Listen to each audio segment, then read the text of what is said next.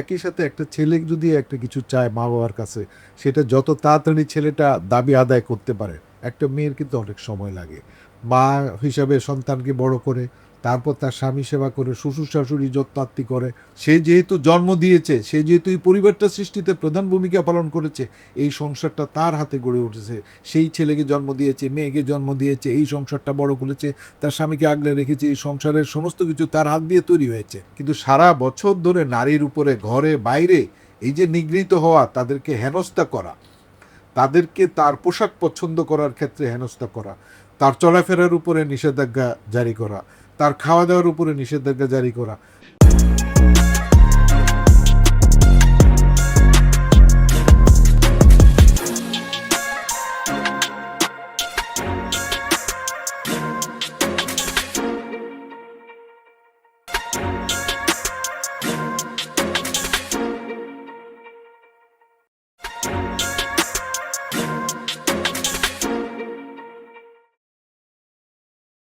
সবাইকে স্বাগত জানাচ্ছি নিউট্রাইন কেয়ার প্রেজেন্টেড পডকাস্ট বয়সের খুঁটিনাটিতে, যেখানে আমরা কথা বলি হেলথ, এজিং এবং ডিগনিটির সঙ্গে জড়িত জীবনের গল্প নিয়ে। নারী যখনই প্রবীণ হন তখনই আসলে অনেক বেশি প্রশ্ন ওঠে, তার বার্ধক্যটা কি নিরাপদ? আমাদের দেশে নারীরা কতটুকু নিরাপদ পার্থক্যে আছেন, এই বিষয় নিয়ে কথা বলবো আমরা আজকে আমাদের অতিথি হাসান আলী ভাইয়ের সাথে। স্বাগত জানাচ্ছি আমাদের আজকের অতিথি হাসান আলী ভাইকে, যিনি প্রবীণ বিষয়ক লেখক এবং গবেষক। এ পর্যন্ত একাধিক বই তিনি লিখেছেন প্রবীণের উপর। এখনও তার কাজটি চলমান। আমরা আশা করছি খুব শীঘ্রই তার আরেকটি বই পাবো, যেটা খুব গুরুত্বপূর্ণ একটি বিষয় নিয়ে তিনি লিখেছেন, প্রবীণদের অ্যালজাইমার্স এবং তার সমসাময়িক বিষয়গুলোকে নিয়ে। আমরা স্বাগত জানাচ্ছি আমাদের আজকের অতিথি হাসান আলী ভাইকে। হাসান আলী ভাই, অনেক ধন্যবাদ আমাদের আজকের পর্বে। নিউট্রিউইং কেয়ার আমাকে আজকের এই অনুষ্ঠানে আমন্ত্রণ জানিয়েছে, সেজন্য তাদের প্রতি আমার কৃতজ্ঞতা। অনেক ধন্যবাদ। আমাদের আজকে আমরা কথা বলবো নিগৃহীত নারী অনিরাপদ পার্থক্য এই বিষয়ের উপরে। আপনার অনেকগুলো লেখা আপনি প্রতিনিয়ত লিখছেন, সোশ্যাল মিডিয়ায় লিখছেন, পেপারে লিখছেন, বই লিখছেন, আপনার একাধিক বই প্রকাশ পেয়েছে। শুরুতেই যেটা জানতে চাই হাসান ভাই, আমরা এই যে মাসটায় কথা বলছি, এটা বিশেষ মাস নারীদের জন্য। নারী দিবস পালন করা হয় ঘটা করে আসলে সারা বিশ্বে। তো সেক্ষেত্রে নিগৃহীত নারী বিষয়টি আসলে কিভাবে বোঝাবেন আপনি, বা এর পিছনে আসলে কি লুকানো আছে? অনেক ধন্যবাদ। মূল কথাটা হলো নিগৃহীত নারী অনিরাপদ পার্থক্য। এখানে নারীকে নিগৃহীত বলা হয়েছে। সেই নারী শৈশবে, কৈশোরে, যৌবনে যখন নানাভাবে নিগৃহীত হয়, তার প্রভাব বার্ধক্যে এসে তার জীবনে যেমন পড়ে, অন্যদের জীবনটাও তেমনভাবে প্রভাব ফেলে। সেই প্রভাবটা নেতিবাচক, সেটা দুঃখের, সেটা অসম্মানের, অমর্যাদার। এখন নারী নিগৃহীত হয় কোথায়? নারী নিগৃহীত হয় জন্মের পর থেকে। কারণ সে পরিবারে নারী শিশু হিসাবে জন্ম নেওয়ার পর পরিবারের কিছু মানুষের মুখে হাসি থাকলেও বেশিরভাগরাই বলে ও মেয়ে হয়েছে। মানে মেয়ে হওয়া যেন একটা অপরাধ, মেয়ে হওয়া যেন একটা দুর্ভাগ্য, মেয়ে হয়ে জন্মানোটা যেন ঠিক হয় নাই। তাদের হয়তো আশা ছিল এটা ছেলে হবে, কারণ একটা আমাদের মোহ আছে। অনেক পরিবারের তা আসলে কাঙ্ক্ষিত থাকে। আর বিশেষ করে দুইটা মানে জেন্ডারে যেহেতু ছেলে এবং মেয়ে আছে, দুজনের জন্যই মানুষের আকাঙ্ক্ষা থাকে, কিন্তু মানুষ শুরুতেই তার ছেলেটাই আশা করে। এটা আমাদের সোসাইটিতে, এটা আমার ভাবে এটা হয়ে গেছে। তো আমাদের মেয়েরা জন্ম লাভের মধ্যেই যে খুব আনন্দে উৎসাহে সব হই হই করে, এবং এখন অবশ্য অনেক আধুনিক বাবা মা আছেন যারা এটাকে কিন্তু আমাদের বেশিরভাগরাই সময়ের পরিবর্তন এসেছে, এখন কন্যা অনেকেই পছন্দ করে। সত্য। কিন্তু আমাদের মা খুশি হন কেন? আমাদের মা মনে করে যে তার একজন সঙ্গী আসছে, যে তাকে ঘরে নানা কাজে সাহায্য করবে, কথা শুনবে। ছেলে তো একটু বড় হয়ে গেলেই সে তার খেলাধুলায় বন্ধুবান্ধবের সাথে চলে যায়। তো সেই মানে আমার মায়ের সাথে একটা শিশু থাকে, এটা একটা। কিন্তু নিগৃহীত হওয়াটা, সে যেমন শিশু বয়সে সে তার বাইরের জগৎটা সে আর ওইভাবে দেখতে পায় না, কারণ স্কুলে থেকে ফিরে আসলে তাকে ঘরেই দেখতে হয়। কারণ বাইরে আমাদের সাপদ সংকুল অবস্থান, বাইরে একদল মানে হায়ানার মতো একদল মানুষ নানাভাবে অপেক্ষা করে আমাদের মেয়েদেরকে হেনস্থা করার জন্য, সে যৌন হয়রানি হোক আর যেভাবেই হোক, কোনো না কোনোভাবে একটা আমাদের সমাজটাই এমন। তো ফলে মা বাবা তাকে যে ঘরে আগলে রাখলো, আটকে রাখলো, সেটাও একটা নিগৃহীত হওয়া। স্বাধীনভাবে সে বড় হতে পারলো না। খেলাধুলা করে অন্য সহপাঠীদের সাথে বা ছেলে মেয়েদের সাথে একত্রে খেলাধুলার মাঠে থেকে বা আনন্দে উল্লাসে তার এই শৈশবটা হলো না। এবং নারী হওয়ার কারণে, মেয়ে হওয়ার কারণে পরিবারও সে নিগৃহীত হয়, খাওয়ায়, পড়ায়, কোনো কিছু দাবি করায়। একই সাথে একটা ছেলে যদি একটা কিছু চায় মা বাবার কাছে, সেটা যত তাড়াতাড়ি ছেলেটা দাবি আদায় করতে পারে, একটা মেয়ের কিন্তু অনেক সময় লাগে। তাকে কিছুটা কাঁদতে হয়, কিছুটা অভিমান করতে হয়, অভিযোগ করতে হয়। বলে যে মা তখন বাবা বুঝায় যে ওটা তো পাগল বা ওইটা একটু দুষ্ট, ওরে না দিলে হয় না, এই জন্য ওকে দিলাম, তোমাকে আমরা পরে দিচ্ছি। মেয়েকে সামলানো যায়, কিন্তু ছেলে সামলানো কঠিন। তো এই যে সামলানোর নামেই সে কিন্তু নিগৃহীত হলো, তার চাহিদাটা পূরণ করল। এখন যখন সে তার বিয়ের বয়স হয়, চাকরি বাকরি করে, সেই সময় কিন্তু নানা নিগ্রহের শিকার। তার কোনো পছন্দ থাকলে সেটা আমাদের সমাজ ভালোভাবে নিচ্ছে না।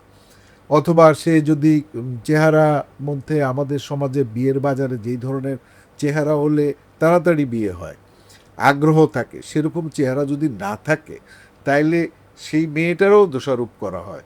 কি করব, ভালো বিয়ে দিব কোত্থেকে, যে মেয়েটার তো চেহারাই কালো বা চেহারা তার উজ্জ্বল শ্যামলা, এইসব কথা বলে। অথবা মেয়েটা শারীরিক যে বডি শেমিং যে ব্যাপারটা আছে, যে তার শারীরিক, যে মেয়েটার উচ্চতা কম কিংবা বা চেহারার মধ্যে তেমন আকর্ষণ নাই, এইসব কথাবার্তা বললেও কিন্তু এটাও একটা নিগৃহীত। তারপরে সে যখন বিয়ে করে সংসারে যায় বা তার নিজের জীবনে থাকে, সেখানেও তাকে নানাভাবে তার পরিবারের যে স্বামীর বাড়ি বা বাপের বাড়ি, এখানেও কিন্তু সে নিগৃহীত হিসেবে। বাবা যদি ঠিকমতো খোঁজখবর না নেয়, এটা ওর একটা এক ধরনের নিগৃহীত হওয়া। ভাইরা তাকে সহায় সম্পদ দিল না বা খোঁজখবর নিল না, তাকে সাহস দিল না, এটাও একটা নিগৃহীত হওয়া। বা তারপরে তার স্বামী বা তার ছেলে যেখানে সে উনি আছেন, এই জায়গাটাও যদি তিনি সম্মান মর্যাদার সাথে না থাকেন, তাহলে আমাদের অনিরাপদ বার্তা। কেন? আমাদের নারীরাই কিন্তু এই পুরো সময়টায় সেই কিন্তু আপনার সেবাকর্মী হিসাবে কাজ করে। তার শিশুর বাড়ির সবাই খাওয়া দাওয়া করলে অবস্থা চেঞ্জ হয়। মা হিসাবে সন্তানকে বড় করে, তারপর তার স্বামী সেবা করে, শ্বশুর শাশুড়ি যত্নার্থী করে। তো এখন তার যদি মানে সে যদি নিগৃহীত হয়ে যায় বা হতে থাকে, তাহলে অন্যরা আর সেবাটা সেভাবে পাবে না। শ্বশুর শাশুড়ির প্রতি মনোযোগ দিতে পারবে না, স্বামী প্রতি মনোযোগ দিতে পারবে, নিজেরই শরীর খারাপ থাকবে, নিজেই অসুস্থ থাকবে। ফলে নাতি নাতনি যদি কিছু খেতে চায়, কিছু আবদার করে, সেগুলিও তার আয়োজন করা তার জন্য কষ্ট হবে। তাহলে নিরাপদ বার্ধক্যের জন্য আমাদের নারীর একদম জন্মের পর থেকে তাকে সেরকম সম্মান মর্যাদার আসনে আসীন করতে হবে, তাদেরকে এগিয়ে নিতে হবে, তাদেরকে মানে আমরা সামনে নিলেই বার্ধক্যটা হবে। আপনি দেখেন যে আমাদের দেশে যে 2 কোটি প্রবীণ আছেন, তাদের মধ্যে অর্ধেক নারী অর্ধেক পুরুষ। এই পুরুষের সেবা যত্ন কে করে? তার স্ত্রী। কয়জন পুরুষকে দেখেন যে তার স্ত্রী সেবা যত্ন করছে? খুব রেয়ার। এটা খুবই রেয়ার। এটা করে না। তো এখন সেই আমার নারী, তিনি আমার দাদি বা নানি যেই হন না কেন, সেই মানুষটা যদি শারীরিকভাবে সক্ষম থাকে, সুস্থ থাকে, মানসিক স্বাস্থ্য ভালো থাকে, সে যদি ভালো অবস্থায় থাকে, তাহলে সে তার নিজেই, সে যেহেতু জন্ম দিয়েছে, সে যেহেতু এই পরিবারটা সৃষ্টিতে প্রধান ভূমিকা পালন করেছে, এই সংসারটা তার হাতে গড়ে উঠেছে, সেই ছেলেকে জন্ম দিয়েছে, মেয়েকে জন্ম দিয়েছে, এই সংসারটা বড় করেছে, তার স্বামীকে আগলে রেখেছে, এই সংসারের সমস্ত কিছু তার হাত দিয়ে তৈরি হয়েছে। ফলে সেগুলিকে রক্ষা করার দায়িত্বটাও সে নিজের জায়গায় যাবে। সে তখন নিজের তাগিদে, নিজের ভালো লাগার জন্যেই তার স্বামীর যত্ন, ছেলের যত্ন, ছেলের বউয়ের যত্ন, নাতি নাতনির যত্ন, এগুলিতে করার সুযোগ পাবে। ফলে যারা বাড়িতে আছেন বয়স্ক, তারা যেমন সেবা পাবেন, তার শাশুড়িও তো জীবিত আছে। এখন তো 90, 95, 100 বছরের শাশুড়িরও শ্বশুররাও জীবিত থাকেন। নিজেও যেমন আমি দেখেছি, আমি যখন বার্ধক্যে উপনীত হয়েছি, তখন আমার মায়ের বয়স 80 বছর। তো আমার মাও তো সেই বার্ধক্যে ছিলেন, আমার স্ত্রীও বার্ধক্যে ছিলেন, এরকম। তো মূল ব্যাপারটা হলো যে নারীর নিরাপদ, আমরা যদি নিরাপদ বার্ধক্য আশা করি, তাহলে নারীর নিগৃহীত হওয়াটা বন্ধ রাখতে হবে। 8ই মার্চ আন্তর্জাতিক নারী দিবস এক এক বছর এক এক মানে প্রতিপাদ্য নিয়ে হাজির হয়।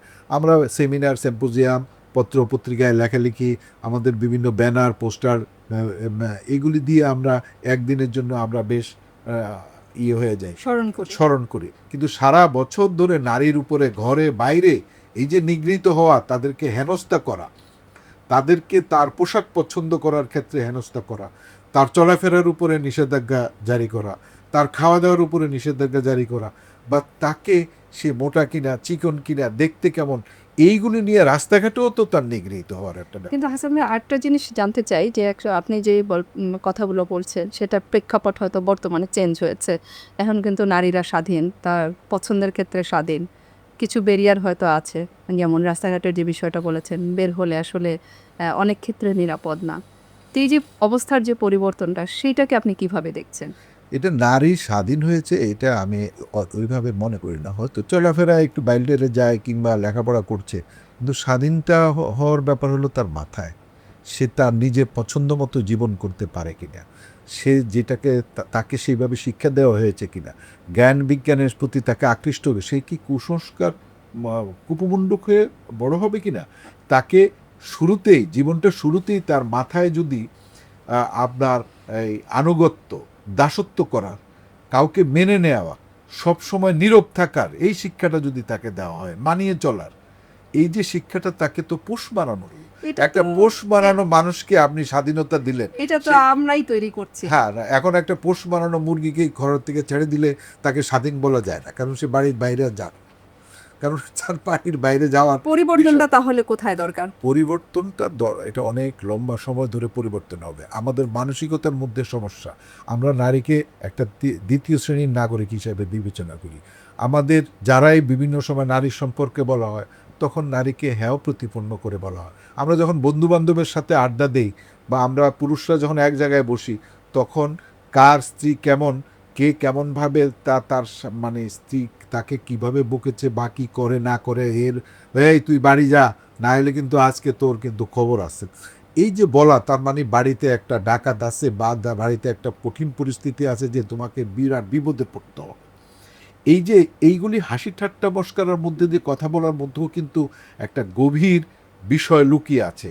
সেটা হলো, ঘরটা তার শান্তির জায়গা না, ঘরটা তার আনন্দের জায়গা না। ঘরে যিনি অপেক্ষা করছেন, তিনি তাকে জবাবদিহি করবেন, কিংবা তাকে হেনস্থা করবেন, অসম্মান অমর্যাদা করবেন। এইগুলি বন্ধু মহলে বলা, বা এইগুলি হাসি ঠাট্টার মধ্য দিয়ে বলা, একটা প্রতিপক্ষ তৈরি করা, যে যারা ঘরে থাকতেছেন তারা নানাভাবেই পুরুষদেরকে নির্যাতন করে না তা না, কিন্তু সেটা কতখানি, সেটা কি তার কোনো ফল্ট আছে কিনা, তার কোনো দুর্বলতা আছে কিনা, তার কোনো চলন বলনের মধ্যে, দায়িত্ব পালনের মধ্যে কোনো রকমের বা সমস্যা আছে কিনা, এগুলিও খুব বিবেচনার ব্যাপার। এইগুলি হলো আমাদের সমাজ নানাভাবে নারীর অবস্থান তৈরি করে। একজন পুরুষ ঘরে এসে জিজ্ঞাসা করে, তুমি সারাদিন কি করেছো, ছেলেরা দেখলা না, মেয়ের পড়াশোনা দেখলা না, এই করো না, তুমি করছো কি, সারাদিন মোবাইলেই থাকো না, আর তো কিছু করো না। হ্যাঁ, তার মানে সে যেন সমস্ত কাজকর্ম সব করে শেষ করেছে, বাসায় এসে তিনি জবাব দিয়ে দিচ্ছে। দুজন যদি একসাথেও চাকরি করে, একই সাথে যদি বাসায়ও ফিরে, তাহলে উনি এসে মানে সোফায় বসে টেলিভিশন দেখবে, মোবাইলে দেখবে, স্ত্রী উনি কাপড় চোপড় ছাড়িয়ে প্রথমে চা দিতে আসবে, বিকালে নাস্তাটা স্বামীর সামনে আনবে। কজন স্বামীকে আপনি দেখেন তার স্ত্রীকে নাস্তা বানিয়ে এনে সামনে দিয়েছে, তো ধরো তুমি খাও, তুমি চাটা বা আমি চা বানিয়ে আনলাম। এগুলি হলো আমাদের মেন্টাল মেকআপ, মানসিক অবস্থান। তো আপনি এই অবস্থান না চেঞ্জ করে আপনি শুধু হেদায়েত করবেন, নসিহত করবেন, নসিহতের মধ্য দিয়ে কোনো মানুষের পরিবর্তন হওয়া, এটা খুব কঠিন ব্যাপার। আপনি এই দৃষ্টিভঙ্গিটা চেঞ্জ করতে হবে, এই মূল্যবোধটা পরিবর্তন করতে হবে। আমাদেরকে বোঝাতে হবে যে নারী একজন মানুষ, এবং তাকে মর্যাদা দিয়ে, তার আত্মসম্মান আছে, তার মর্যাদা আছে, তার কষ্ট আছে, ব্যথা বেদনা আছে, তাকে বিশ্রাম দিতে হবে, তাকে এটা করতে হবে।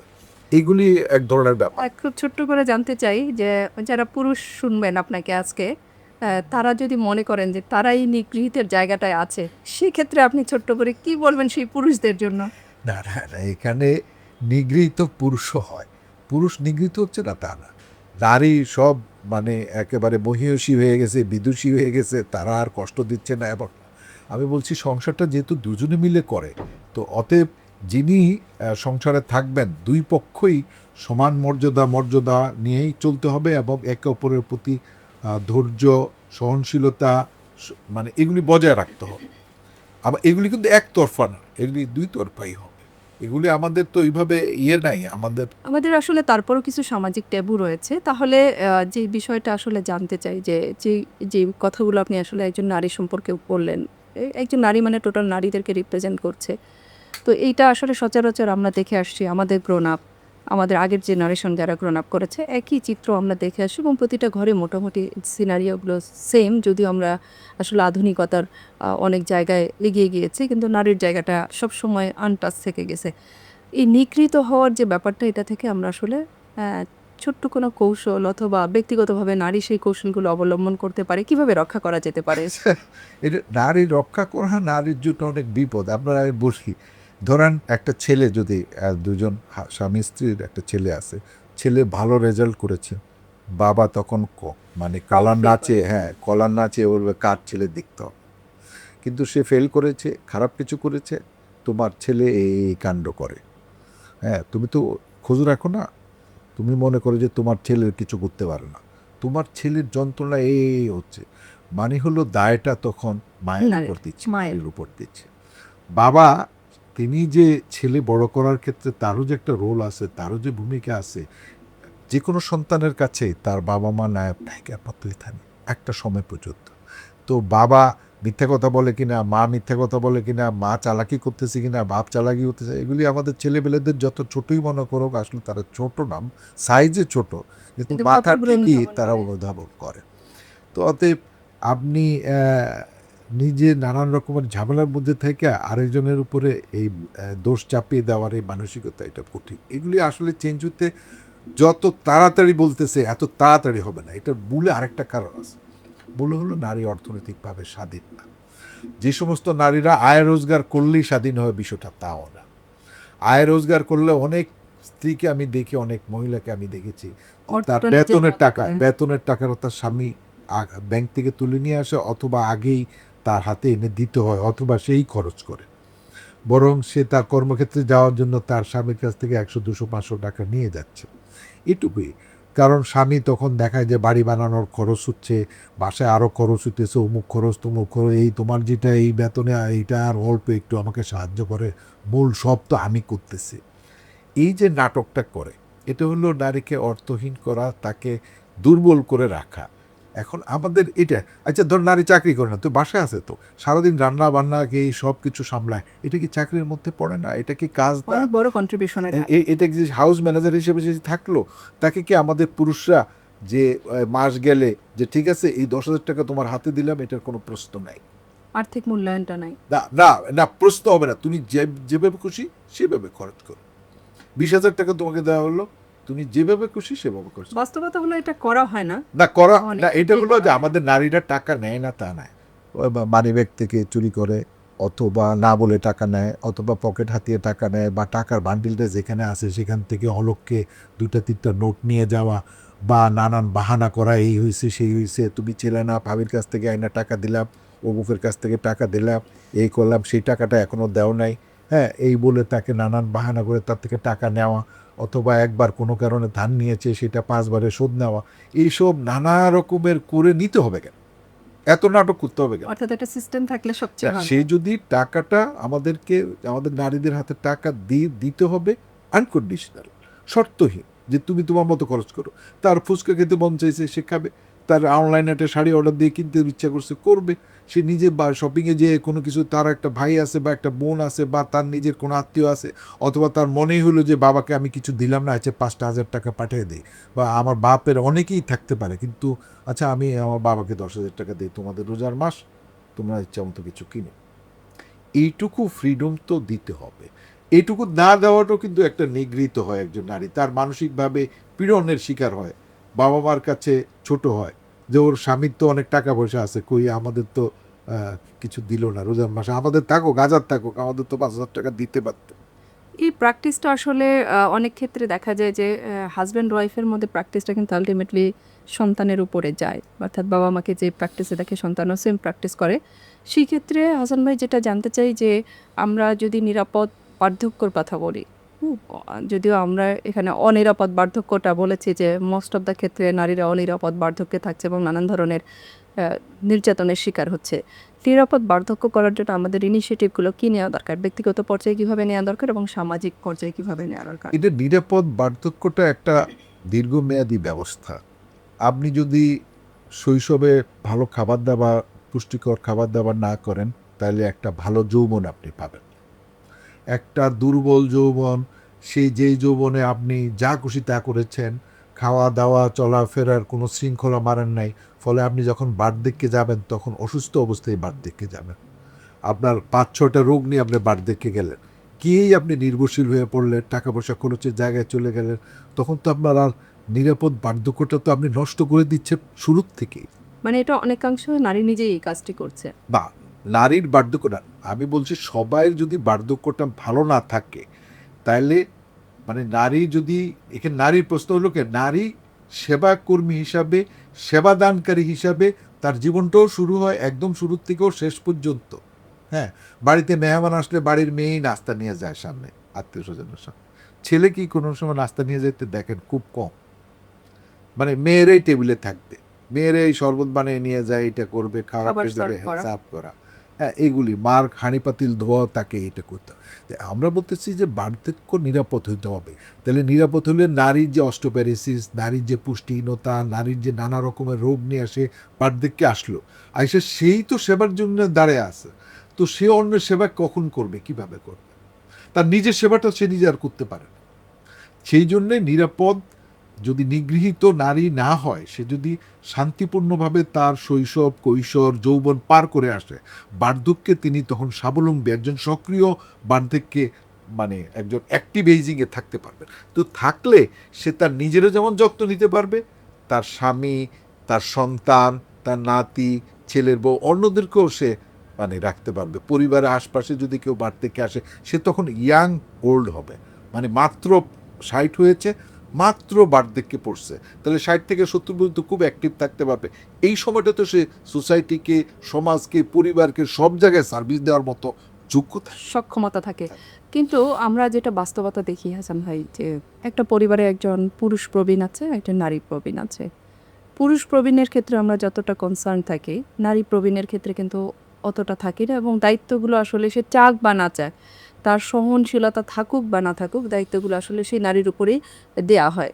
তো এই জায়গাগুলো আসলে ভাবনাগুলো কীরকম হওয়া দরকার? দেখেন, এই এই যেটা বললেন, এটা হলো যে আমাদের পুরুষরা অসুস্থ হলে সবাই তাকে হাসপাতালে নেওয়ার জন্য ব্যস্ত হয়, কিন্তু আমাদের মা অসুস্থ হয়, যদি মা অসুস্থ হলে সাধারণত সে প্রথমত অসুস্থতার কথা বলতেই চায় না।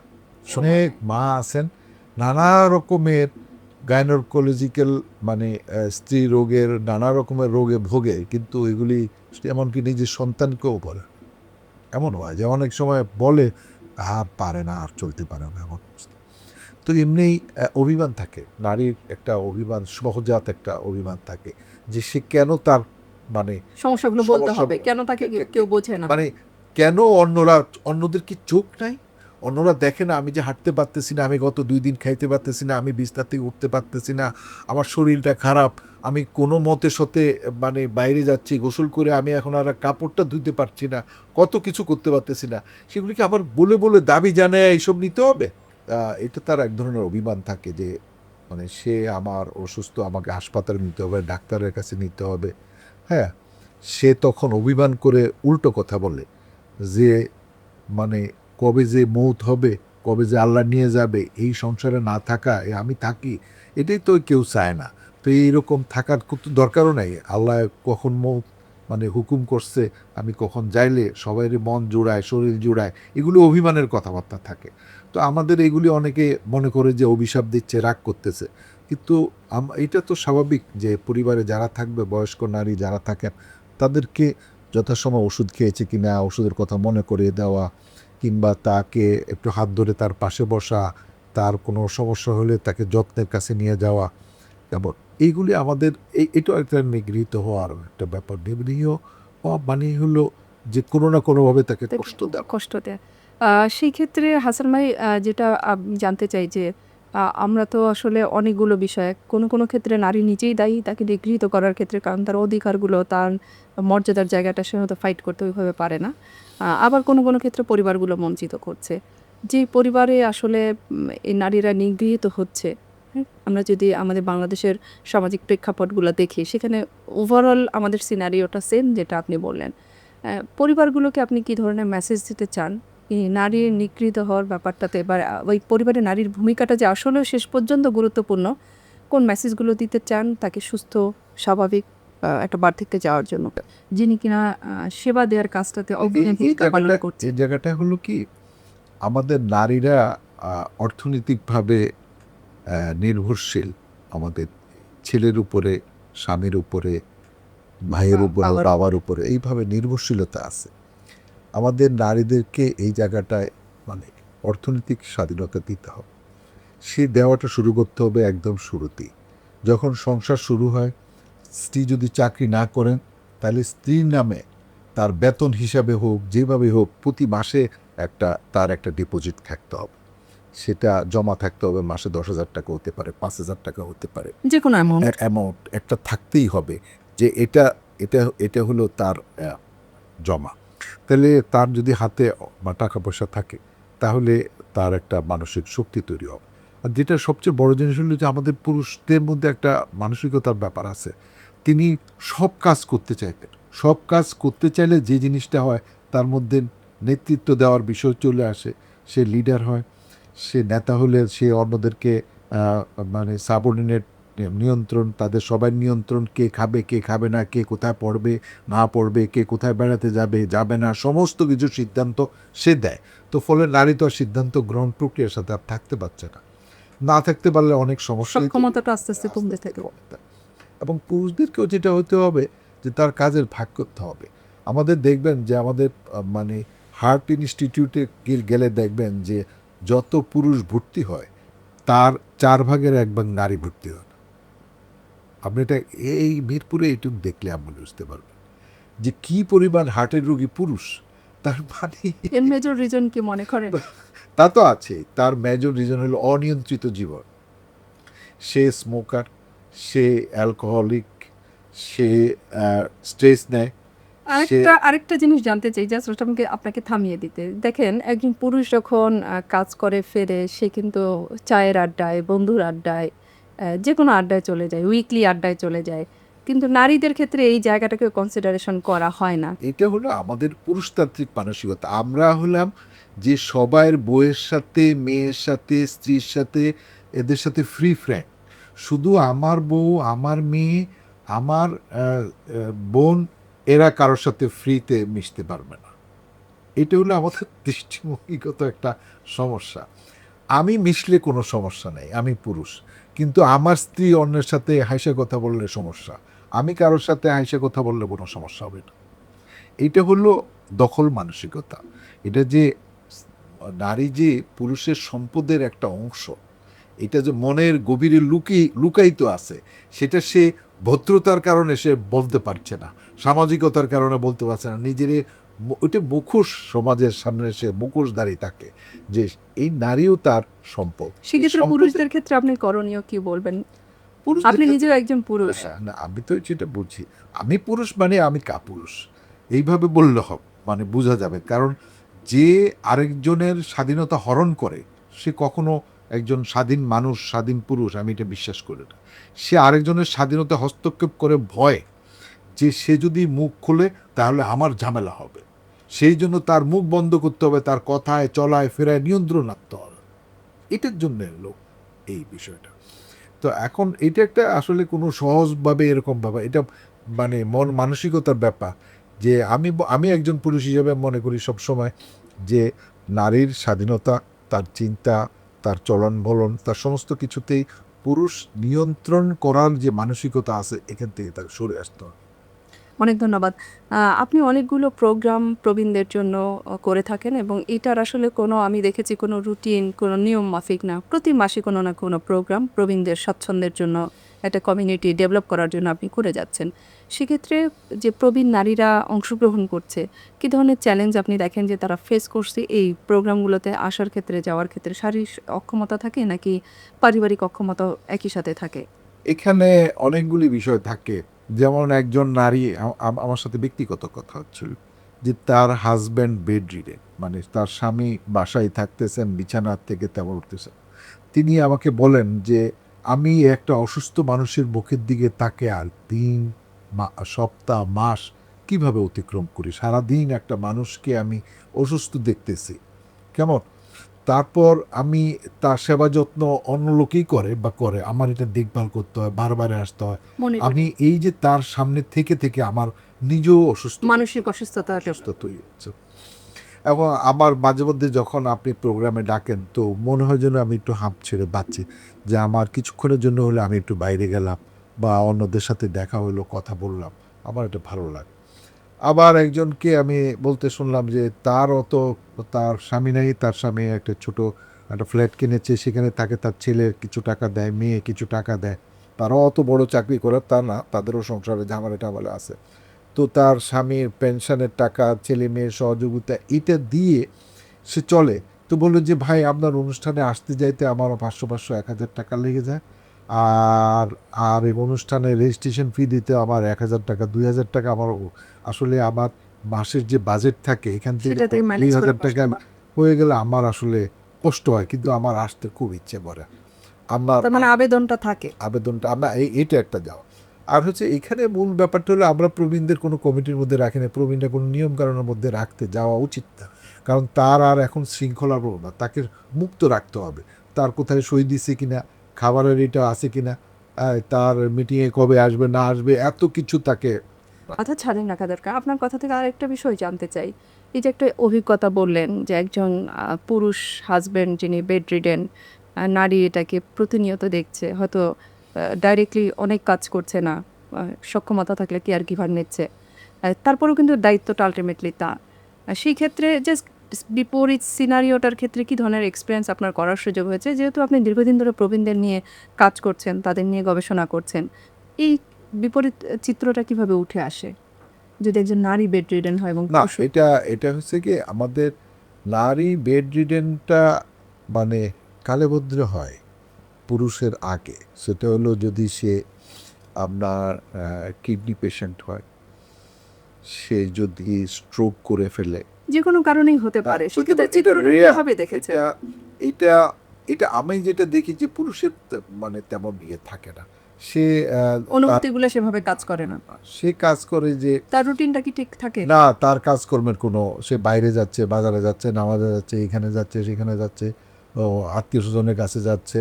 তো অন্যদের বলে যাবে আমি 2 দিন থাকবো না, তো মারা একটু দেখিস বা অমুক কাজের লোক থাকতেছে, তাদের বলতেছে, হয়তো এসে বলে ওষুধ খেয়েছো কিনা, পানি খেয়েছো কিনা, কিংবা তার কাছে বসে পুরোনো দিনের একটা কবিতার বই নিয়ে বসা, তার পছন্দের মানে কোনো আর্টিকেল পড়ে শোনানো, তার জন্যে কিছু সময় একসাথে সেই পুরোনো দিনের স্মৃতির জাবর কাটা, এইগুলি রেয়ার। সে অসুস্থ লোকের পাশে মানে আসা পর্যন্ত তার একজন পুরুষ যখন সুস্থ থাকছে, নারী অসুস্থ হয়ে যাচ্ছে, তার ব্যক্তিগতভাবে তার স্বাধীনতায় কোনো হরণ হচ্ছে না, যেটা নারীদের ক্ষেত্রে অঘোষিতভাবে হয়ে থাকে। অনেক ধন্যবাদ হাসান ভাই। সমবেদনাটা কি থাকে? এই যে ব্যথিত হওয়ার যে ব্যাপারটা, আমাদের যৌবনে যে ফিলগুলো আমাদের হাজবেন্ডের জন্য বা ওয়াইফের জন্য কাজ করে, সেটা কি নাটক, এগুলি এক ধরনের বলে অন্যদের সহানুভূতি চাওয়া, বউয়ের কথা বলে ফেস করে একটু কাইন্দে চোখের পানি ফালেয়া আশপাশের লোকজনকে মুগ্ধ করে দেওয়া, তা উনি কিন্তু ওনার স্ত্রীর জন্য অনেক আকুল। আবার একটা সময় ছিল বউ মরার সাথে সাথে বিয়ে করার প্রবণতা, এখন পুরুষ অনেক চালাক, ভাবে যে আবার বিয়ে করে আবার ফাঁদে পড়ার চাইতে ফ্রি থাকা ভালো, আরও 10-12 জায়গায় ঘুরে বেড়াবো, সেটা অনেক সুবিধা, নিরাপদ এক জায়গায় দায়িত্ব নিতে চান। অনেক ধন্যবাদ হাসান ভাই, খুব চমৎকার কিছু তথ্য দিয়েছেন, যেটা আপনি বাস্তবে আসলে প্রবীণদের নিয়ে দীর্ঘ সময় কাজ করছেন, গবেষণা করছেন, লেখালেখি করছেন, সে আলোকেই হয়তো মেইন মেসেজটা আপনি সমাজকে দেওয়ার চেষ্টা করছেন। খুব এক লাইনে খুব ছোট্ট করে শুনতে চাই, রাষ্ট্রের জন্য কোন দায়িত্বগুলো পালন করা দরকার নারীকে নিরাপদ সুস্থ বার্ধক্যে দেওয়ার জন্য? শোনা, এই নারীকে দুইভাবে শাসন করা হয়, একটা হলো রাষ্ট্রীয়ভাবে, আরেকটা হলো ধর্মীয় বিধিবিধান নারীর উপর আরোপিত করা হয়। কারণ অতীতেও নানাভাবে নারীর নিয়ন্ত্রণটা নেওয়ার একটা চেষ্টা ছিল। কেন নেওয়ার চেষ্টা ছিল? সেটা হলো যে আপনি জানেন যে একটা সময় নারী মাতৃতান্ত্রিক পরিবার ছিল আমাদের। সে নারী এই মাতৃতান্ত্রিক পরিবারের যে ক্ষমতা ছিল সে জায়গাটা একটা কারকা হেরে গেছে। এখনও আমি এই কথাটাই বলি, পৃথিবীতে এখন নারীর সংখ্যা কমে যাচ্ছে আস্তে আস্তে। এটা বিপজ্জনক। পৃথিবী ধ্বংস হওয়ার জন্য এটাই যথেষ্ট হবে। কারণ নারী কম মানে তার রিপ্রোডাকশন হেলথ দুর্বল, তার মানে সন্তান হওয়ার সম্ভাবনা কমে যাবে। তারপরে নারী আর এখন একাধিক সন্তান আর নিতে রাজি হচ্ছে না, রাজি হচ্ছে অনেকগুলি কারণ। তার হলো যে তার ঘরে বসে থাকতে হবে, একটা বাচ্চা থাকা মানে 5 বছরের জন্য আটকে থাকা, ঘরের বাইরে তাকে রেখে কোথাও যাওয়া যাচ্ছে সবসময়। তার ব্রেস্ট ফিডিং থেকে শুরু করে তার গোসল করাইতে হবে, খাওয়াতে হবে, স্কুলে নিতে হবে, হ্যান্ড করতে হবে। একটা মানুষের আর ফ্রিডম থাকে না, একটা মানুষের। তো ফলে আধুনিক নারীরা আর এখন আর এই সন্তান মানে এটা ত্যাগ করেছে। তো এতে একে তো নারীর সংখ্যা কমে যাচ্ছে, তারপরে সন্তানের সংখ্যা কমে যাচ্ছে, তারপরে ছেলের সংখ্যা বাড়তেছে। তো ছেলের সংখ্যা বাড়লে নারীর সংখ্যা কমলে এমনিই তো পপুলেশন আপনার ডাউন হবে, এমনিই তো আর মানে জনসংখ্যা বৃদ্ধি হবে। তারপর সবাই ছেলে আশা করতেছে, তো আর কত ছেলে আপনার মানে প্রায় কয়েক লক্ষ ছেলে বেশি মেয়ের চাইতে চায় না। তো এখন সেটা তো একটা বড় ক্রাইসিস তৈরি হয়েছে। তো ছেলে কম হলেও সমাজ চলবে, নারী ছেলের ডাবল 3 ডাবল লাগবে যদি সমাজকে টিকে রাখতে চায়। একমাত্র নারী যেহেতু সৃষ্টি করে, মূল সৃষ্টির দায়িত্বে থাকে, নারী প্রকৃতির মতো করে। আমরা যখন গান গাই, শুনি, বলি, তখন কিন্তু মানে আমরা নারীকে প্রকৃতির সাথে দেখার চেষ্টা করি। প্রকৃতিতে পুরুষের সংখ্যা কম থাকলে কিছু না। আপনি পশু পাখির জগতও দেখবেন পুরুষ কম আছে, একটা সিংহের পালের মধ্যে দেখবেন পুরুষ কম, মৌজাকে দেখবেন, অন্যান্য জায়গায় দেখবেন সেখানে পুরুষের সংখ্যা কম থাকলে প্রকৃতিতেই এটা কম থাকলে চলে।